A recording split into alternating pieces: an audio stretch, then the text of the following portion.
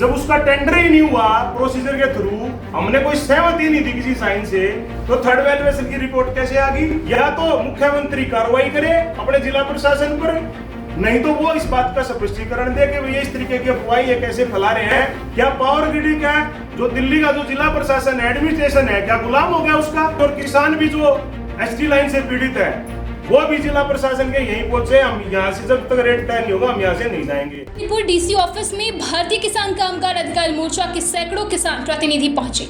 मामला चंडी और हरेवली गांव में एचटी लाइन के मुआवजे से जुड़ा है। सोमवार को किसानों और पावर ग्रिड मैनेजमेंट के बीच सहमति बनी थी कि चंडी का रेट 3 करोड़ 50 लाख और हरेवली का रेट 2 करोड़ 90 लाख तय होगा। लेकिन मंगलवार को जिला प्रशासन ने अचानक तीसरी वैल्यूएशन रिपोर्ट का हवाला देते हुए दबाव बनाना शुरू किया, जबकि किसानों का कहना है कि ऐसी कोई रिपोर्ट आधिकारिक रूप से तैयार ही नहीं हुई। किसानों ने आपत्ति जताते हुए सवाल उठाया कि जब पावर ग्रिड मैनेजमेंट और किसान दोनों सहमत हैं तो फिर मुआवजा प्रक्रिया पूरी क्यों नहीं हो रही। शाम 5 बजे एडीएम अंकुर ने किसानों को बताया कि बुधवार सुबह 11 बजे सीएम स्तर पर मीटिंग होगी और उसके बाद वे ऑफिस छोड़कर चले गए। इससे नाराज किसानों ने शांतिपूर्ण ढंग से एडीएम ऑफिस अलीपुर में अनिश्चितकालीन धरना शुरू कर दिया। मोर्चा के राष्ट्रीय अध्यक्ष सत्येंद्र लोचाव ने आरोप लगाया कि क्षेत्र का ही कोई बड़ा व्यक्ति जिला प्रशासन और पावर ग्रिड के साथ मिलकर किसानों को उनके अधिकार से वंचित करने की साजिश कर रहा है। उन्होंने मांग की कि मामले की सीबीआई जांच कराई जाए और जिम्मेदार अधिकारियों को तत्काल सस्पेंड किया जाए।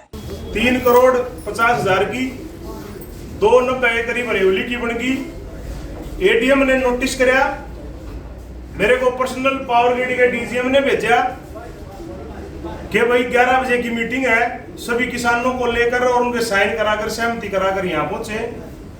वो पहुंचने के बाद जिला प्रशासन की तरफ से यह अफवाहें चलाई गई कि भाई 3.25 की रिपोर्ट और 3.25 का रेट हो जाएगा, थर्ड वैल्यूएशन खुलवाओ।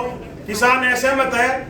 यही हमारे साथी कंजावला डीएम ऑफिस में बैठे हैं कि भाई थर्ड वैल्यूअर की रिपोर्ट खुलवाओ। जब थर्ड वैल्यूअर की हमने रिपोर्ट के लिए प्रोसीजर के लिए सहमति नहीं दी तो उसको कैसे खोल सकते हैं ये लोग? और ये कह रहे हैं कि वो मतलब एक सेलेक्ट भी हो गया, जो प्रक्रिया उसकी वो टेंडर भी हो गया, वह रिपोर्ट भी आ गई। जब उसका टेंडर ही नहीं हुआ प्रोसीजर के थ्रू, हमने कोई सहमति नहीं दी किसी साइन से, तो थर्ड वैल्यूएशन की रिपोर्ट कैसे आ गई? और मीटिंग में जो प्रोसीडिंग में डालते हैं, नोटिस में डालते हैं, वो कुछ और कहते हैं, ऊपर मना करते हैं, नीचे आकर ये कहते हैं कि थर्ड वैल्यूएशन तो हो चुकी है। इधर से चर्चाएं चला दी, अफवाहें चला दी जिला प्रशासन के ही नुमाइंदों ने कि भाई जो है थर्ड वैल्यूएशन खुलवाओ, ज्यादा रेट होगा। अब किसान ये कह रहा है कि भाई 3 करोड़ रुपए का रेट है, 5, 6, 11 बजे हम यहाँ आए हुए हैं। अब ये लोग कह रहे हैं जिला प्रशासन और पावर ग्रिड की सीएम की मीटिंग आ गई, कल सीएम मीटिंग लेगी।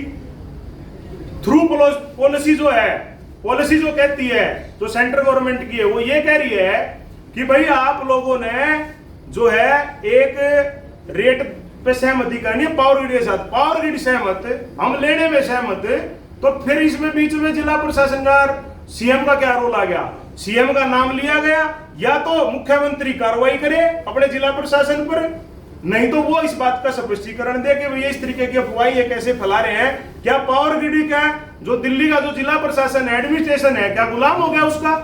इस बात का संज्ञान सेंट्रल गवर्नमेंट भी ले कि आप कैसे आपकी पॉलिसी की धज्जियां उड़ाई जा रही हैं बार बार उस पर ऑब्जेक्शन लगाने के बाद भी। तो मेरा निवेदन है सेंट्रल गवर्नमेंट से भी, और किसान भी जो एसटी लाइन से पीड़ित है वो भी जिला प्रशासन के यहीं पहुंचे। हम यहाँ से जब तक रेट तय नहीं होगा हम यहाँ से नहीं जाएंगे।